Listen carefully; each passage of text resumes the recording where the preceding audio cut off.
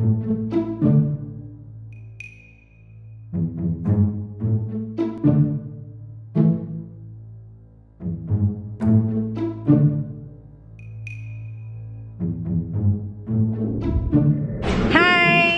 nandito kami ngayon sa Wilcon para maghanap ng mga pintura na pwedeng habulin tong mga to. Yung mga wood finishes. Yan.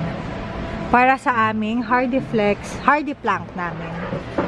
Maghahanap kami para hindi na kami nahihirapan. Actually, yan. Pwede nating habulin. Yan ang kailangan nating i-achieve. Tama ba? Tama mo yung mga colors na kung pasok dun sa'yo? Yes, actually. Yan. Ito yung kailangan naming habulin. Tama ba ako? Yes. White. Yan. Achieve natin yan. And then this one. This one. This one. This one. This one. Pati yung dark. Hiram kaya natin yan ngayon. Yes. Pwede bang pa-request na pahiram muna tong quick panel sa kasi magpapamix kasi kami ng pintura. Bali ma'am, kung ano ma'am, po, ano pong... Hindi, request ko lang na pahiram nito. Lagay namin din sa Davis. Kasi mimix namin yung pintura, eh. Pwede naman. Ayun. Lahat nito kasi papagaya namin. Ay, papagaya? Yes.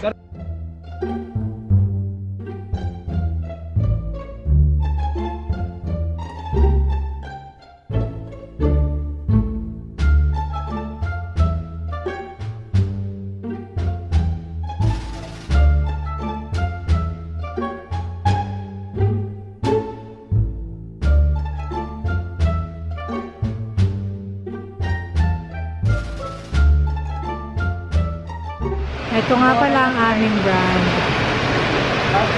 Hardy Pets.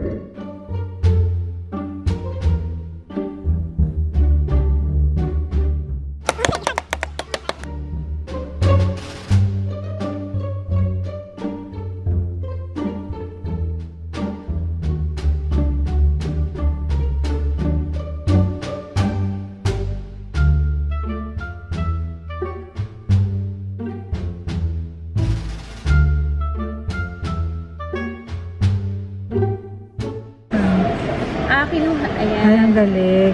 Matas magda-dark pa siya, no? Galing. Thank you. Okay na yan. So, ito na tapos na yung mga paint namin. So, ang next namin gagawin ay magbayad. Hi everyone! My name is Jade. Nandito tayo ngayon sa likod na Hardiplex. Plant. Actually, nasa plant tayo.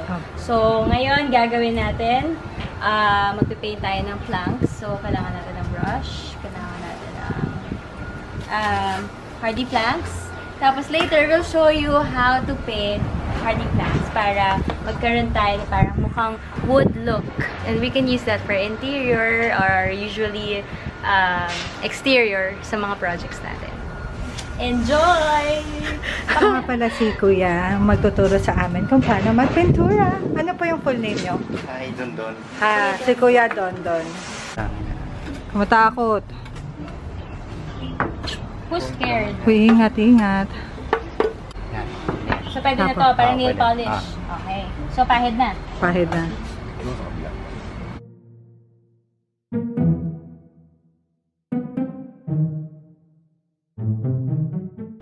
Ako naman, nagdidip na ako dito.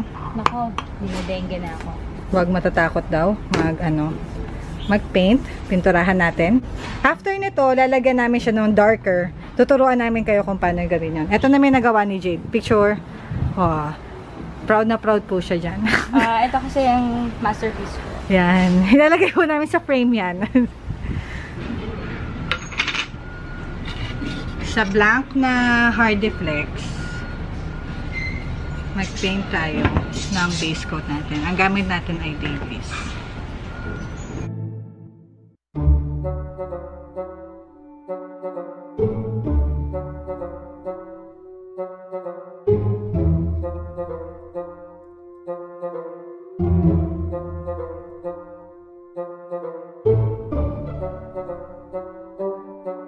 Lalagyan na po natin ng second coating para mabuhay yung mga haspe dun sa mga plain colors natin. At bubuhayin po natin ang mahogany.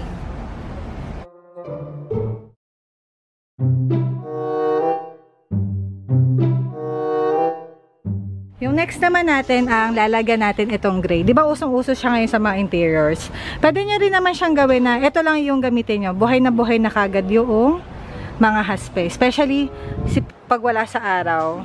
Tapos pag nasa araw siya, mas buhay talaga yung haspe natin.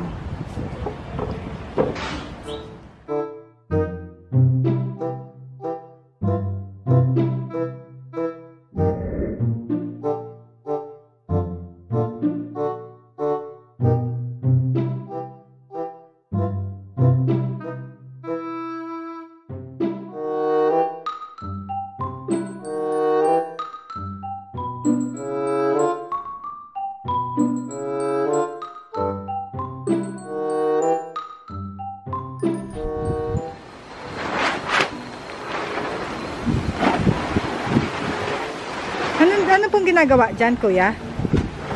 Ano ginagawa? Waterproof? Emulsion. Emulsion. Sinisil natin siya. Sinisil natin yung, yung pintura. Emulsion para hindi Hindi siya magpipil agad. Hindi siya magpipil for protection.